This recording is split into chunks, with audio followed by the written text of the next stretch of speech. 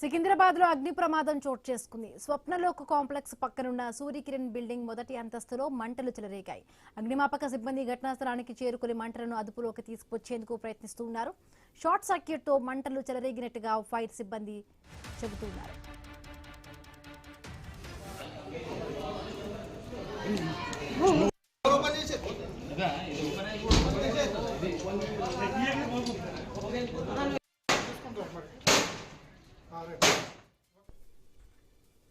సికింద్రాబాద్ లో అగ్ని ప్రమాదం చోటు చేసుకుంది. స్వప్నలోక్ కాంప్లెక్స్ పక్కనున్న సూర్యకిరణ్ బిల్డింగ్ మొదటి అంతస్తులో మంటలు చెలరేగాయి.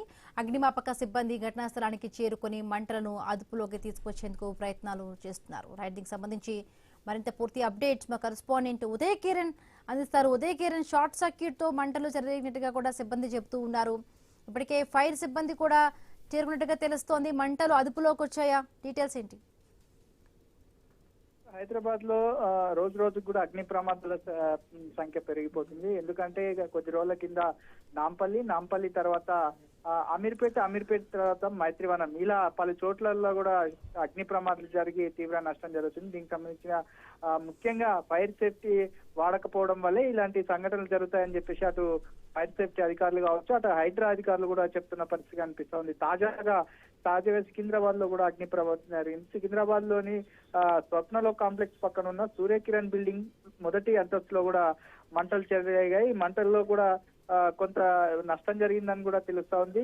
ఘటనా స్థలానికి మంటలు ఆపేందుకు కూడా అగ్నిమాపక సిబ్బంది కూడా అక్కడ చేరుకున్నారు. దీనికి సంబంధించిన ఇప్పటికే ఇక్కడికి అధికారులు చేరుకొని ఈ అగ్ని ప్రమాదం ఎలా జరిగింది, చుట్టుపక్కల ఇంకా ఏమైనా ప్రమాదం జరిగిందా, ఏదైనా ప్రమాదంలో నష్టం జరిగిందా అనే అంశాలపై కూడా అధికారులు కూడా ఆరా తీస్తున్నారు. షార్ట్ సర్క్యూట్ వల్లే మంటలు చెలరేగినట్లు కూడా ఫైర్ సిబ్బంది కూడా చెప్తున్న పరిస్థితి కనిపిస్తుంది. ఇప్పటికే ఫైర్ సిబ్బంది అక్కడ చేరుకొని కూడా మంటల్ని అదుపులోకి మంటల్ని ఆర్పేందుకు కూడా ప్రయత్నిస్తున్నారు. ఇప్పటికే అధికారులు ఫైర్ ఎలా జరిగింది, అగ్ని ప్రమాదం అనే కోణాల్లో కూడా ఎంక్వైరీ చేస్తున్న పరిస్థితి కనిపిస్తుంది. మరోపక్క ఇప్పటికే హైడ్రా అధికారులు హైదరాబాద్ లో ఉన్నటువంటి పాత భవనాలపై కొంత దృష్టి పెట్టి అక్కడ ఫైర్ సేఫ్టీ నిబంధనలు కూడా పాటించాలని చెప్పేసి అటు అధికారులు కూడా చెప్తున్న పరిస్థితి కనిపిస్తోంది.